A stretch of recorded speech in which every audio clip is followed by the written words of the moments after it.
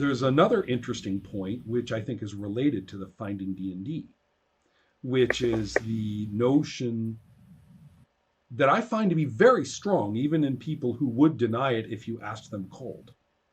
That, well, you're under more pressure to do well. This is more of an acid test of you as a real role player, because this is the real game. This is the real game. So you're not free to play your character the way you want. You shouldn't even have a want, right? You shouldn't even have a want. There's the way to get through this. There's a way to do this, right? And that you are to, if you can't do this, then go back to your kiddie pool of role playing. Yeah. Even if you don't have the first kind of pressure, kind of the this is it, get on your best game, because otherwise, this is going to get you. If you don't have that, I think the second one is more insidious and more widespread. That we're playing the real game now. We're playing. You need to take this very seriously and stop playing any which way that you kind of want to do otherwise, and get with the way that you're supposed to play this, whatever that is. Go ahead. Yeah. No, that makes sense, and I think it leads. I think that's some of the aversion of kind of that first group of folks I was talking about who don't want to do D&D. They're like, oh, that doesn't sound appealing. To the extent that it's kind of bleeding over into games where I'm like, well, that wouldn't be that way if we were playing Lamentations, or it wouldn't be that way certainly if we were playing RuneQuest. Right. But they're like, I don't know. Hey, as long as you've got that beweaponed party roaming around and treasure to pick up from the corpses of beings you slay, that's going to be on. Yeah. And they may have a point. They may have a point. There is a sector of Glorantha, which I personally consider to be D&D town. And there is a sector in plenty of role-playing games with wide-ranging and diverse and interesting setting, big map. And sure enough, there's the free city of whatchamacallit. Yeah. Where anybody and everybody can go, and life is cheap, and missions are sent, and there's ruins next to it, and so if you want to do that, go to this city. That's where we do this thing. Yeah. If we go to the aversion that you feel toward the Critical Role and etc., culture of depiction of D&D, then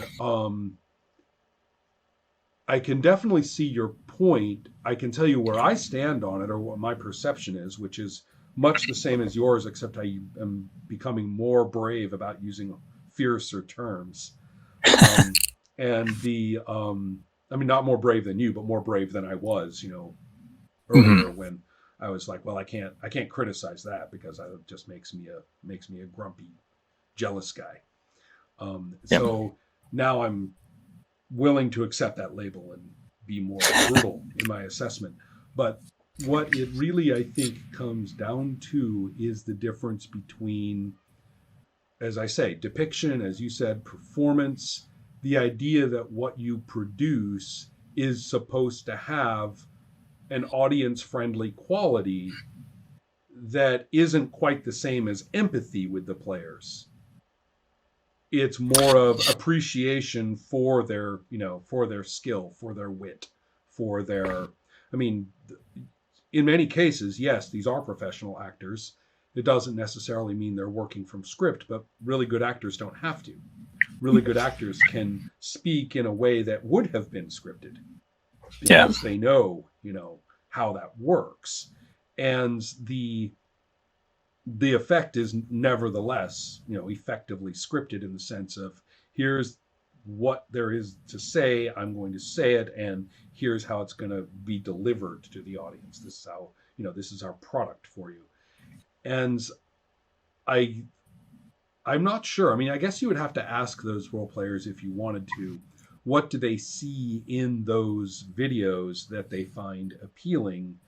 And then I don't know where you would go from there, because I personally do not think that in any other context or with other people, that you would get the same effect by sitting down and actually playing whatever version of D&D they purport to be playing. I don't think you actually would get that. Right. Exactly. Yeah. And so I don't know. I mean, you could say that to the people in question, but I don't know if they believe you, or I don't know if it's worth having the conversation.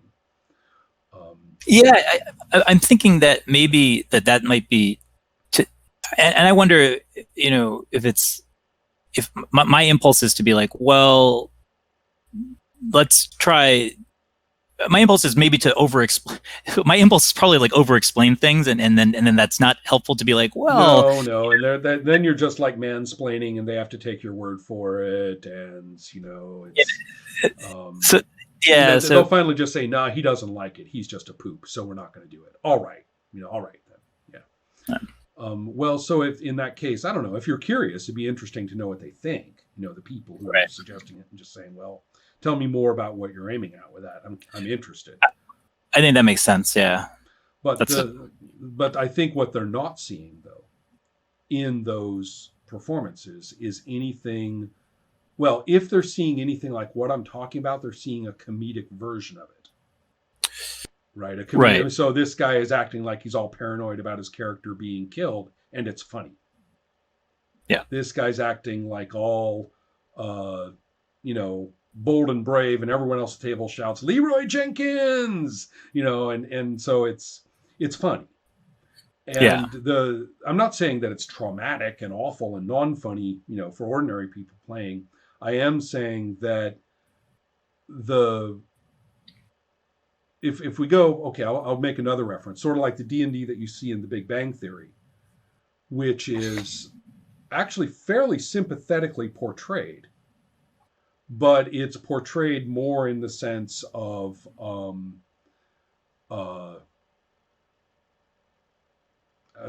there's a deep meta knowledge at the table of everybody that they are performing this hobby activity. I mean, they're being gamers. You don't really see much of their interest in the fiction as such. It's like, what do you got for us? Well, I've got this dungeon for you to run through. Oh, cool. Let's do this. And that's fine in and of itself, but I can also see that it's an awfully healthy version, or an awfully comfortable version of what I see at the table. And what I'm seeing at the table involves a higher proportion of weird questions and behaviors.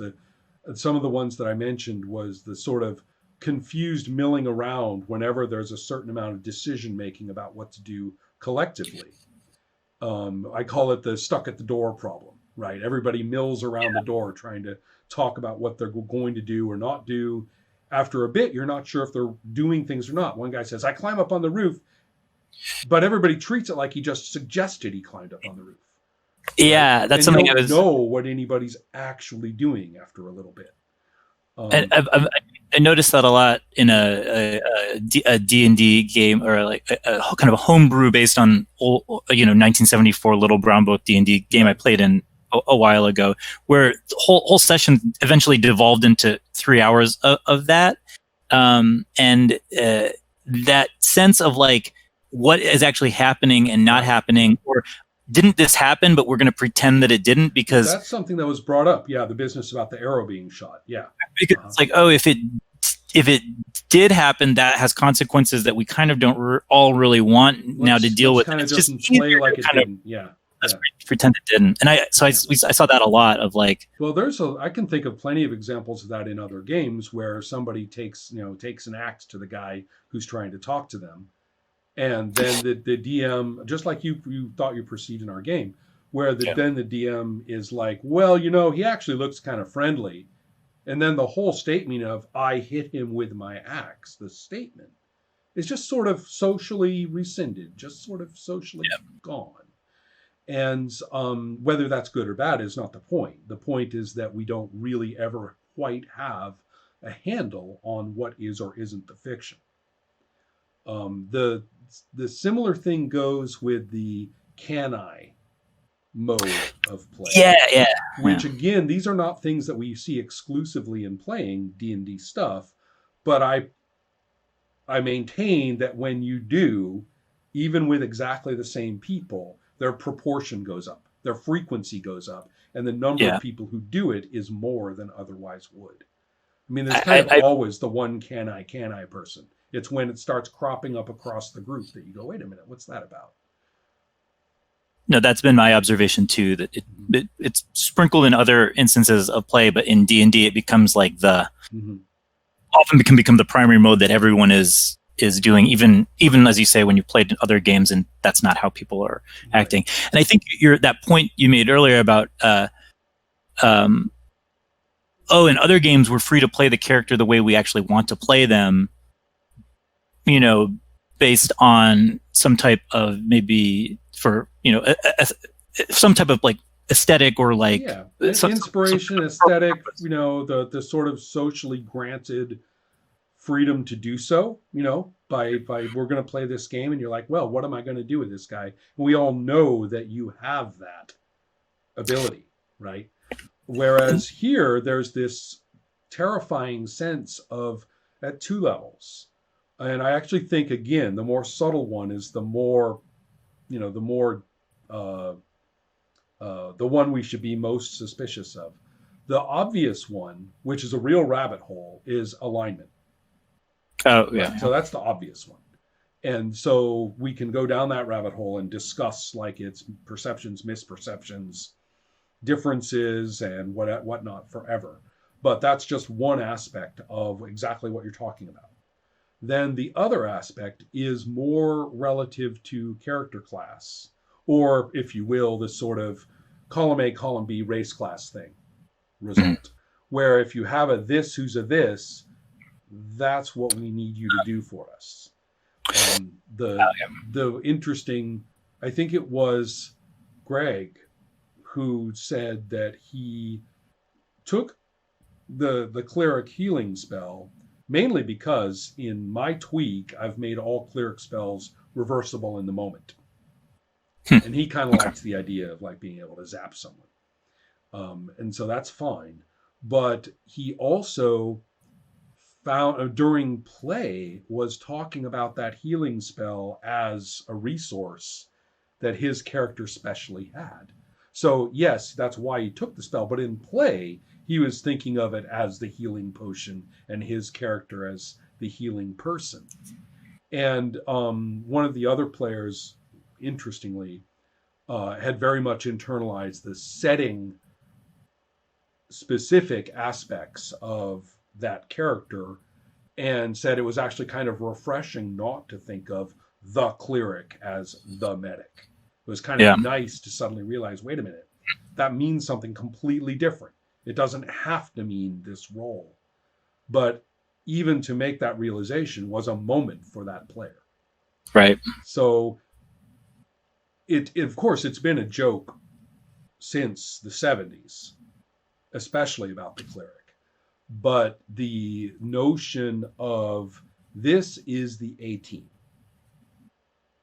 And we've got the this guy, we've got the that guy, we've got the other guy, we've got the this guy. You have a job to do. And whatever else it is, put on your funny hat and put on your accent if you want to. This guy uses the Scottish accent when he plays a dwarf. This other guy uses a Russian accent when he plays a dwarf. Okay, fine. That's your role playing, good for you. But you're playing the dwarf fighter. We all know what you're supposed to do, right? And I think that the pressure on that basis, the sense of, well, I really don't have, this really isn't about me playing a character regarding whether it's character goals or whether it's my whim of the moment or whether it's, anything is irrelevant. That's not my driving responsibility. That's not my role here. My role here is to do what my race/class combo says I am to do.